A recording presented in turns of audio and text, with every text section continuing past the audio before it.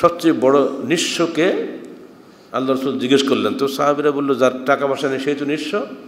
জবাব দিলেন, না, বহু নেকির পাহাড় নিয়ে উঠবেই, অসংখ্য নেকি তিনি উপার্জন করে গিয়েছেন। এবার আল্লাহ পাক যখন বিচারে বসবেন, সবাইকে ডাকাবেন, বলো এর বিরুদ্ধে কারো কোনো অভিযোগ আছে? অভিযোগ শুরু হয়ে যাবে।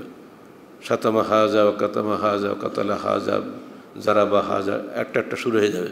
কেউ বলবে আমাকে মেরেছে, কেউ বলবে আমাকে গালি দিয়েছে, কেউ বলবে আমি দুর্বল ছিলাম আমাকে শাস্তি দিয়েছে।